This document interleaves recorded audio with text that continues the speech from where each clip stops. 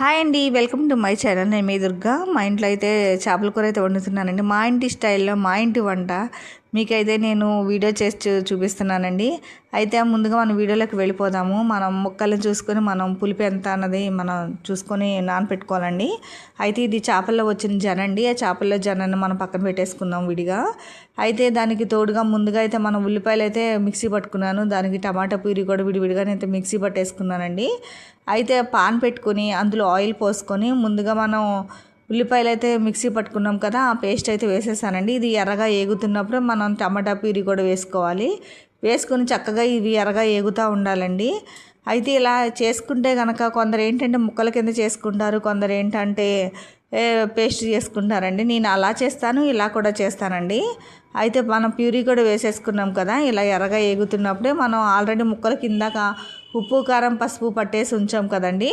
అందుకని ఇందులో మనం చూసి వేసుకోవాలి. మళ్ళీ ఎక్కువైనా కానీ పులుపు అదే పసుపు వాసన వస్తుంది, తర్వాత కారం అయితే ఎక్కువైనా కానీ తినలేము కదా, చూసుకొని వేసుకోవాలండి.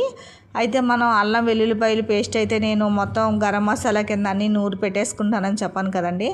ఆ పేస్ట్ కూడా వేసేసుకొని ఇది కొంచెం ఎర్రగా ఏగుతున్నప్పుడు మనం చింతపండు పులుపు అయితే రెడీ చేసుకొని ఉంచుకున్నాం కదండి. ఆ పులుపు తీసుకొని చక్కగా అయితే మనం ఇప్పుడు ఇది ఏగిపోయింది కదా, ఆ పులుపు కూడా ఇందులో పోసేసుకుందామండి.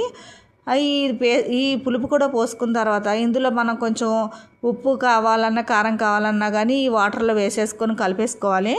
అయితే ఇది 2 నిమిషాల తర్వాత బబుల్స్ అయితే రావాలండి. ఈ బబుల్స్ వస్తున్నప్పుడే మనం ముక్కలు వేసుకుంటే కనుక విడకుండా ఉంటాయండి. విడకుండా చక్కగా మొక్క కూడా గట్టిగా ఉంటుందండి. లేదంటే కనుక మనం కలుపుతాం కదా, అలా అప్పుడు కొంచెం ముక్కలు అయితే ఊడిపోతాయి. అది చేప కదండి కొంచెం, అందుకని ముక్కలు ఊడిపోతుంది. అందుకే మనం తెలియని వాళ్ళు ఎవరైనా ఉంటే చూసుకొని చేసుకోండి. ఇలా మామూలుగా అయితే ఎలా పడితే అలా చేస్తే చేపల కూర అయితే ముక్కలు అయితే విడిపోతాయండి.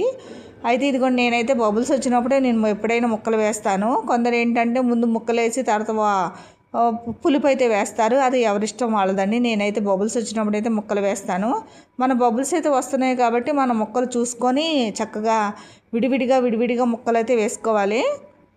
వేసుకుని కొంచెం ఉప్పు చూసుకొని 2 నిమిషాలు అయితే బాగా మగ్గబెట్టుకోవాలండి. మగ్గబెట్టుకున్న తర్వాత మనం చేపల జన అయితే వచ్చింది కదండి, కొందరు ఏంటంటే ఫ్రై చేసుకుంటారు, కొందరు ఏంటో పులుసులో వేస్తారు.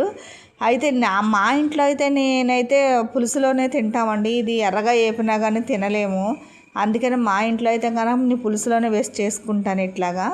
అయితే ఈ జన అయితే అండి ముందుగా మనం ముక్కలు ఊడకుండా చక్కగా జనగా ఉండాలి అంటే కనుక దాన్ని చితకకుండా చూసుకోవాలి ముందుగా. ఇదిగోండి, ఇలా అయితే వేసేసుకోవాలి. ఇది కొంచెం చిదిగినా కానీ లోపల ఉన్నదంతా కూడా బయటకు వచ్చేసి మొత్తం పులుసు అంతా పాడైపోతుంది. అలా కాకుండా ఇలాగా జనలాగా ఉంచాలండి దాన్ని ఎప్పుడు కూడా. అయితే 2 నిమిషాలు అలా మగ్గబెట్టేసుకున్న తర్వాత ఫైనల్గా కొత్తిమీర వేసుకొని దించేసుకోవాలి. ఇప్పుడు కొంచెం ఉప్పుగా కొంచెం బెల్లం కానీ కొంచెం పంచదార కానీ ఈ చేపల కూరలో వేసుకుంటే టేస్ట్ అయితే మామూలుగా ఉండదండి. కొంచెం ధనియాల పొడి కూడా వేసుకోండి. ధనియాల పొడి ఇది కొంచెం దించే ముందు మెంతి పొడి కూడా వేసుకోండి, బాగా చాలా టేస్టీగా బాగుంటుంది. ఇదిగోండి, ఫైనల్గా మన చేపల కూర అయితే అయిపోయిందండి.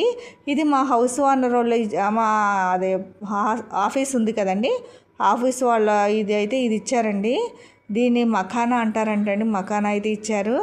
అయితే ఇది పిల్లలకైతే వేడివేడిగా ఉందని చెప్పి హాట్ బాక్స్లోనే ఇచ్చారు. ఇంటికి తీసుకెళ్ళండి. మా ఛానల్ మీకు నచ్చినట్టు లైక్ చేయండి, కామెంట్ చేయండి. బాయ్.